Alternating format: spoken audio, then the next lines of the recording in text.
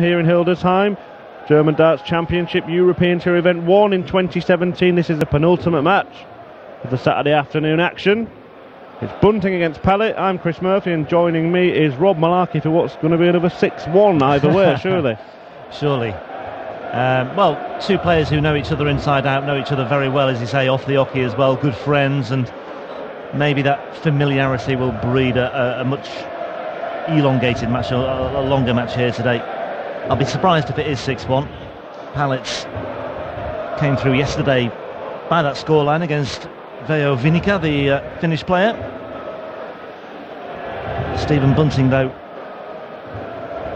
on his day, a very, very capable player indeed. His performance in Europe last year was fairly noteworthy. Had a semi-final appearance at the European Darts Open where he lost to Peter Wright.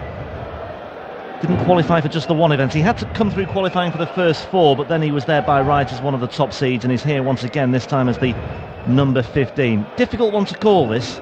David Pallett too has had his moments on the European Tour stage. First leg, David, and throw first. Game on!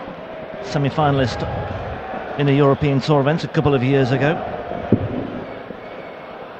But yeah, I'll be surprised if it's 6-1 either way. Neither player's really coming in fantastic form, are they? So it is difficult to call, you know.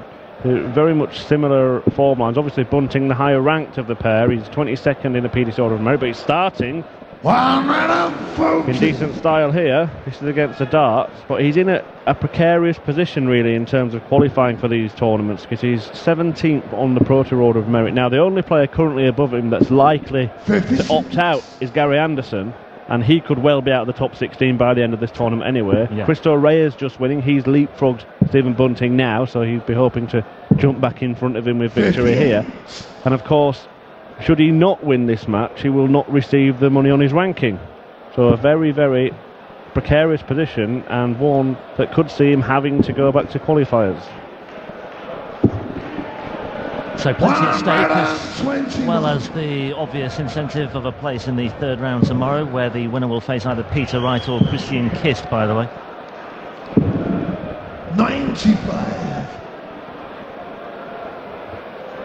David Pallett didn't qualify for this tournament he lost to Menzel Sulovic last time in the third round in October of 2016. There was the last tournament of last year, wasn't it, and the first of this one, so Alan Norris will have to win it again if he wants to keep his crown for a full year. 100. Yeah, I was going to say, he didn't qualify 2 years ago for this tournament, but he did make it last year.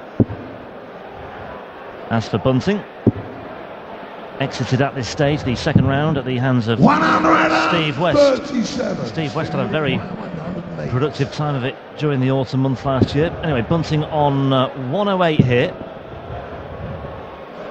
68. Just making tops. 32. Yeah, that was unlucky.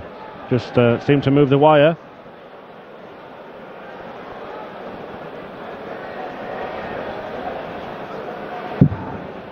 I think Pallett having to sort of bat off a fly or something before he threw that. I just wondered what he was doing there. Has it put him off? The dart made it difficult as well. The way his darts land with that sort of inverted angle make it harder at that side of the board. Game show, and Bunting punishing Pallett there for his missed darts at double 16. Game on. Yeah, just seemed to knock Pallett off his stride slightly, that, but needs to put that one behind him. Well, so far we've seen 4 6-1s out of the 6 matches we've had, as Bunting fires in the first maximum of this one. Yeah, they went to Gerwin Price, Jelle Klaassen, Kim Huybrechts, who we've just seen, and the biggest surprise of the lot, Jan Dekker defeating Michael Smith 6-1, the first seed to fall. Indeed, a very, very hefty scoreline. Bunting standing way over on the right-hand side of the hockey. New shirt for Stephen Bunting this year. Looks like a new haircut as well. Will it bring about a change in fortune for him? So far so good. He has the breaker throw, and he's got a cushion here as well. Yeah, kicked off the leg with a max. He's certainly found his range on the treble 20. He's like the opposite of Andrew Gilding, who stands way over on the left-hand side of the hockey. He's the polar opposite of that. remember Rod Harrington questioning the wisdom of that, because obviously you've got to throw from an angle and you're throwing a further distance as well. Well, especially when it gets to the outer ring, because you're throwing a much further distance to double 16 than you are for, say, double 10 or double 18. 89. Good setup that, using the bullet. All Pallett can do now is hit and hope. He needs another treble to leave any kind of finish. Does that? We'd expect Bunting to double his advantage here.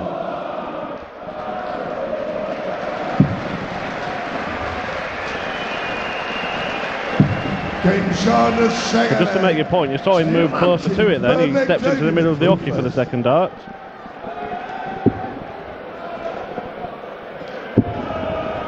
And it didn't knock him off his stride. He's found himself in a 2-0 lead here. You see the camera angle there, how far he does stand across, but you know, it's what he's always done, so you know, he's been a successful player, former Lakeside champion. Can't see him changing that. Just the one title last year. It was at the second players championship events in March of 2016. He beat Peter Wright, Robert Thornton, Lewis and Van Gerwen. It's not a bad list of names, is it, to not bad at all.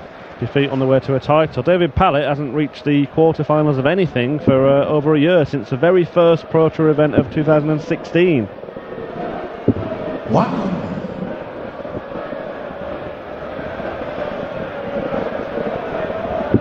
First, well, we knew a lot about him before he played Kim Huybrechts at the World Championship in December of 2015, the 2016 World Championship.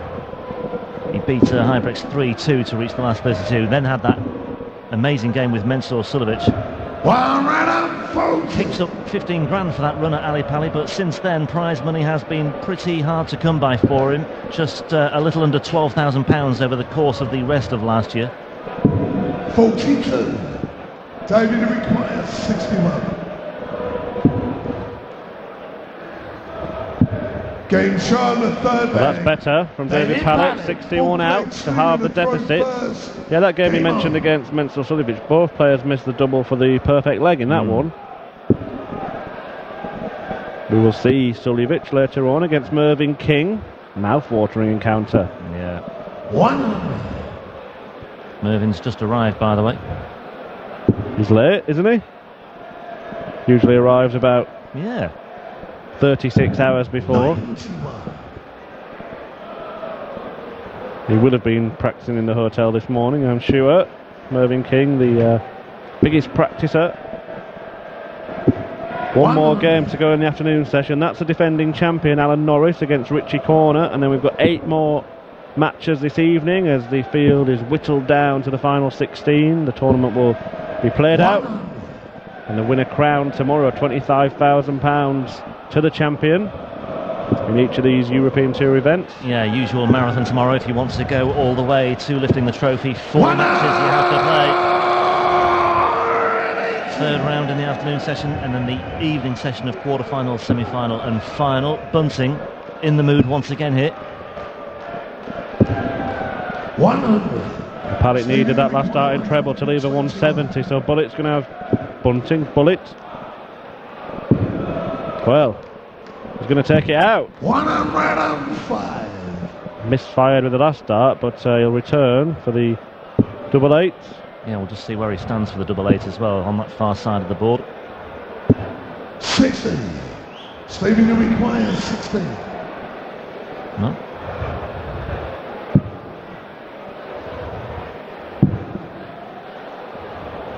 Two good markers, but further away with the third dart. Hard to call, because when he misses it you can say, oh, he stands a long way across, but you know, they were pretty close, weren't they? Now then, is Pallett going to punish? 78. The last dart landed in the back of the one that was already on the board, so no points for that one. The old Robin Hood shot. Now he'll get this one because it's closer. Of course he will. Fifth leg taking the throw first. Game on.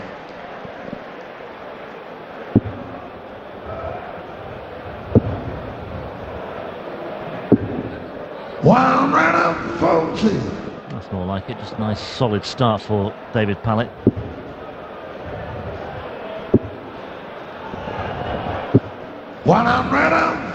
Likewise from Stephen Bunting. Yeah, already looking like an important leg. 4-1 and throwing next would be a very handsome advantage for the Merseyside man.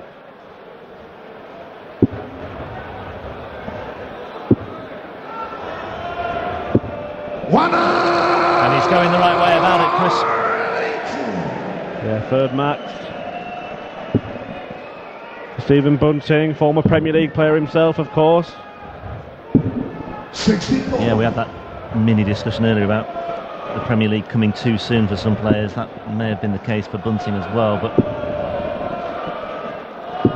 100. David requirement. Well, he was bold enough to ride into the PDC following his Lakeside glory, and he was given the rewards for that. He made an immediate impact, won a Pro Tour in a couple of events, didn't he? 93. Stephen require 81. 12 for Bull.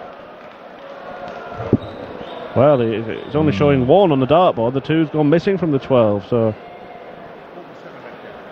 is that a bit off-putting for Bunting? David requires 64. Maybe it was. Single for double to get himself out of trouble. 32. Furious with himself there, David Pallett. Bunting ready to pounce here. Chasing round the board, back up to 5s, and in the end he gets the job done, and he does find himself 4-1 up, and he's throwing here for a 5-1 lead, and Pallett just showing 1 or 2 signs of frustration at the back of the stage there. Well, I tell you what, Rob, you doubted 6-1 before the match. It's looking likely now. It's looking very likely indeed. 140. I mentioned that win yesterday for Pallett. Okay, it was against a player who has limited experience on the big stage, but Pallett still came up with an average of almost 100 in that performance, and there was lots to like about it. I just thought he could have brought more with him today so far, but may yet come good. He might have a little response somewhere, but he's running out of legs 60. and he's running out of time as well.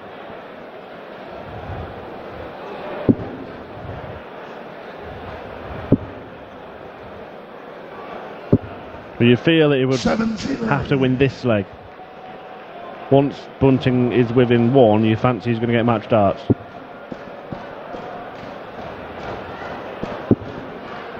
It's been a decent display from Stephen Bunting. 59. Good to see, because he's been a man that's been searching for form over the past year. 60. And it's always frustrating for us darts fans because we've seen the quality that he can produce.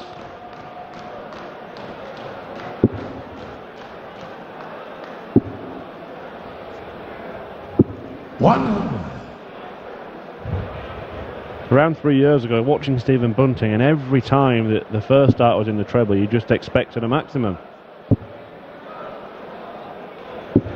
120. Well, that's a good recovery from Pallett, and that's more like it. He's perhaps wondering why he couldn't do that on a more consistent basis earlier on in this match.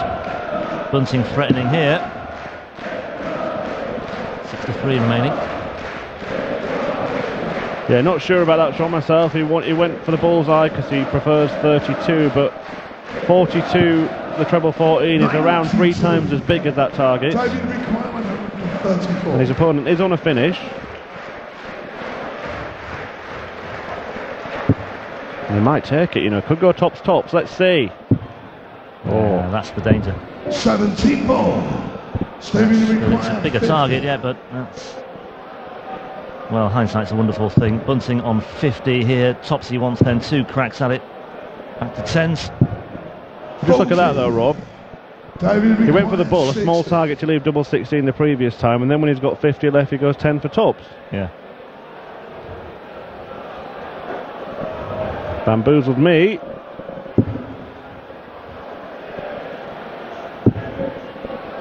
Will Pallett be the beneficiary? He will. Shot in the 6th flag. And that's a break of throw, and as you said, the game's not over. All of a sudden, he's throwing to move within a leg. Yeah, little wonder Bunting shaking his head there.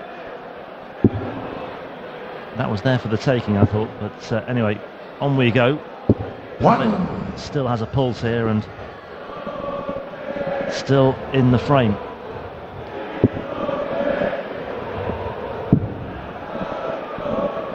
Bunting goes off the boil. 58. As Pallett finds himself on the march, then who knows? Lovely lie.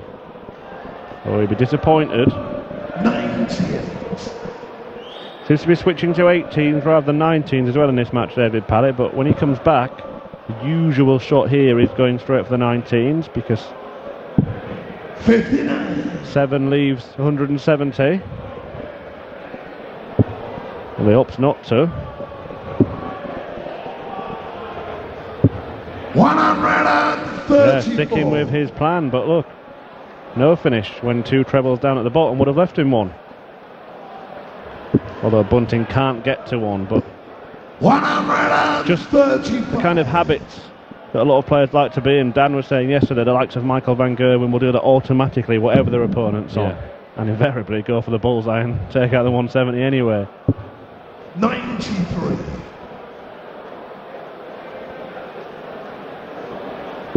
Bunting is a player that can get easily flustered as well if things start to unravel. 59. David requires 76. And he's still not down to a finish. So 6 starts from here, might only need 2. And he does only need 2. Let's game on now. Game on. Bunting led 4-1, was looking like he was going to move ahead, had the darts to move 5-1 ahead, but David Pallett has fought his way back into this match, and will Bunting 100. get flustered?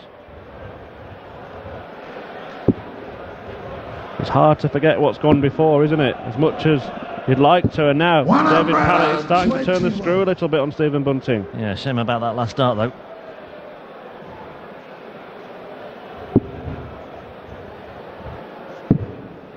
Crowd have just calmed down a little bit, haven't they? It's been very loud and exciting atmosphere today. I think they hit a peak, didn't they? And it's understandable there should be a lull. But 81. They'll find their voice again soon.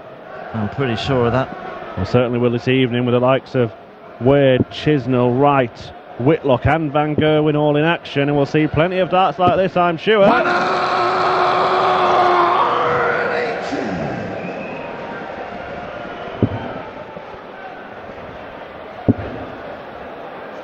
Can he follow the 180 with the 170? Well, Pallett hasn't left to finish again. Yeah, second leg in succession. Is the big one on? It is. The camera zoned in, but he played it safe. Yeah, well, Pallett given the chance to do that, with reluctance to use the 19s, meaning he couldn't leave a finish. And Bullet playing sensible, but Pallett's breathing down his neck now. Would he wish he'd gone for the bullseye? Your answer is perhaps. Oh, probably. Stepping over now. And stepping over to good effect. With Pallett waiting in the wings on double 11. Yeah, decision vindicated in the end. Just about got away with that. Probably is the right shot, isn't it? But you've got to hold your nerve then when your opponent's waiting on a double after. Absolutely. I don't know how much of it's just down to how you feel at the time, how important the leg is. I mean, if that had been a leg to win the match, maybe he would have gone for it, just wants to get it done. Yeah, it just depends what the state of play is at that particular moment in time. Maybe even, you know, sometimes just to get the crowd on your side. There are players that always go for it.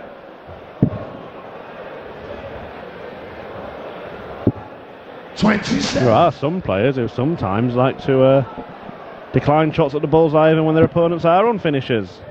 Phil Taylor, the master of the mind game in that department. Well, Pallett's way ahead in this leg.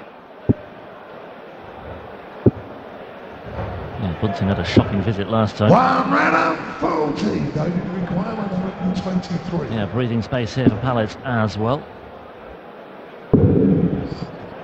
Clattering noise. Well, again there, I mean, he probably wasn't going to go for the bullseye anyway, but the usual shot is to start on the 19s because single leaves the finish.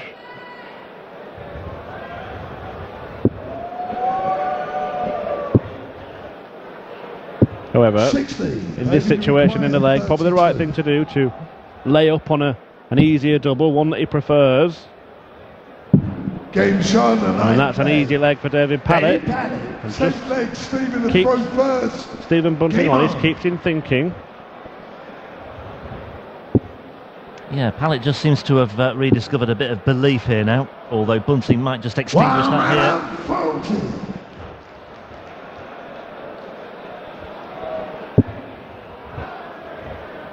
The closest match of this afternoon session was the one between Ian White and John Bowles, with Diamond winning 6-5 with a fabulous 98 finish, with Bowles waiting on tops of the match. Yeah, it was a good match, that good tussle between those two, but it was White who came out on top between two of the elder statesmen of this weekend's draw.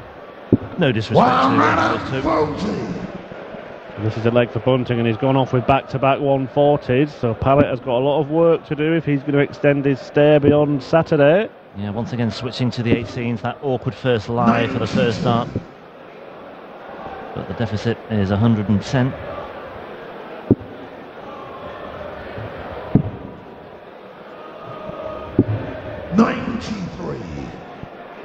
Good use of the board from Bunting, and he's in a very strong position now to book his place in the last 16. 120. Well, we saw a 128 checkout earlier today on the 18s. Yeah, that was Jan Dekker to seal victory against Michael Smith, but Bunting's gone the other way. Yeah, again, not needing to go that route because he wouldn't have been going for the bullseye anyway, as he displayed earlier on. Now, can Pallett apply some kind of pressure? No, he can't. 100. Stephen requires 68. Well, not significant pressure on here. He's on a finish of 106, but Bunting here looking to wrap things up here, and now tops he wants for the match. 28. The agony goes on. Well, David Pallett, this is your moment. Do or die, 106. It will be the 20s or the 18s. 20s it is. Now he leaves double 18. 70. Can't find the target to force a last leg decided. Needs to rely on a miss from Stephen Bunting. Well, in a first to 11 format, or first to 6 format I should say, in a best of 11 format, the fine lines like that are really accentuated and they can be brutally punished. And a lovely embrace between the two players at the end of what was a really good tussle in the end. Bunting threatening to run away with things at one stage, but Pallett just kept himself in business to take it to 10 legs, but he couldn't force the decider. Bunting sealing the deal in the end and winning 6-4 to set up a third round encounter tomorrow with either Peter Wright or Christian Kist. It could have been another seeded casualty, but it's not to be. David Pallett will reflect on what might have been, but Stephen Bunting goes marching on. One more match in the afternoon session to come. Alan Norris, your defending champion here in Hildesheim, is on stage next against Richie Corner. We'll grab a quick word with Stephen Bunting to see how he can pick through the bones of that one. Dieser beiden Freunde, David Pallett und Stephen Bunting. Applaus für David Pallett.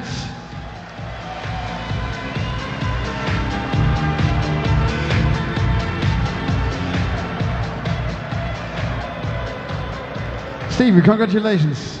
Never easy to play a good friend, huh? It's more nervous to play a friend than what it is to play a foe, to be honest. And actually, why?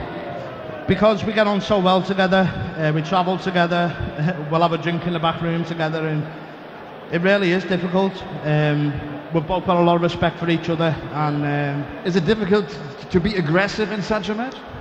It's been difficult to be aggressive for the last 6 months, to be honest. It feels a bit weird standing here having won, but I'm slowly but surely coming back to my best. Where are you right now? 80%? 90%?